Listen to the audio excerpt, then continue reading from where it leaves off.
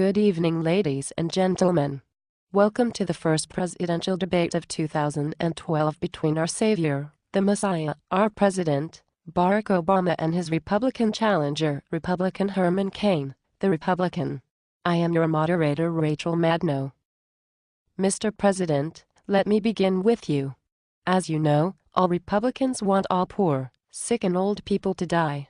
Yet you were able to pass health care reform which will end all disease and suffering and not cost a penny. Why do you think it is still controversial? You have 10 minutes. Thank you, Rachel. As I told my friends at the SEIU, I don't think we'll be able to eliminate employer coverage immediately. There is going to be potentially some transition process. Brilliant. Mr. Cain, do you have the typically vapid Republican response? You have 10 seconds. You know, the arrogance of this administration and the 111th Congress went beyond shoving legislation down our throats that we didn't need, called health care reform legislation.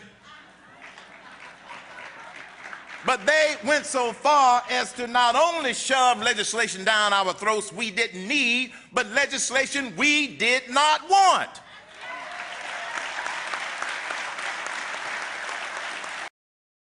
Mr. President, when you were nominated in 2008, the seas stopped rising, the air began to clear, and the earth began to heal itself. Why do you think idiots like Pizza Boy over here are against your wonderful plans? Power plants are going to have to adjust how they generate power, and they'll pass the cost to consumers. Under my plan, electricity rates would necessarily skyrocket. Mr. Cain, your response. Imagine the number of business people across this country, especially small to medium-sized business people, who are reluctant to expand their businesses, which would create more jobs because of the uncertainty hanging over this economy and the lack of leadership in the White House. Imagine what would happen if we are able to unleash the full economic potential of this country. Mr. President, would you explain to the ignorant people of America how they would be better off if the government took more of their money? Take all the time you want. I do think at some point you've made enough money. When you spread the wealth around, it's good for everybody. I would look at raising the capital gains tax for the purposes of fairness. Wow. Mr. President, you are incredible. Mr. Cain, after listening to our president, do you even want to bother giving an answer?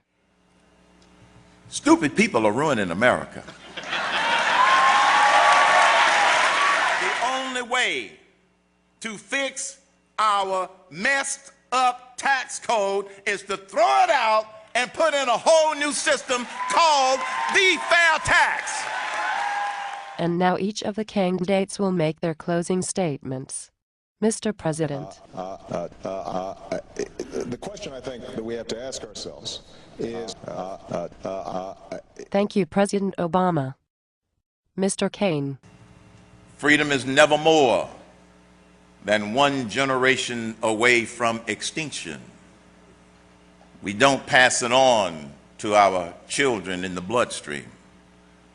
It must be fought for, protected, or one day we will spend our sunset years telling our children and our grandchildren what the United States used to be like when men were free. I don't want to have that conversation with my grandkids, and I don't think you want to have that conversation with your grandkids.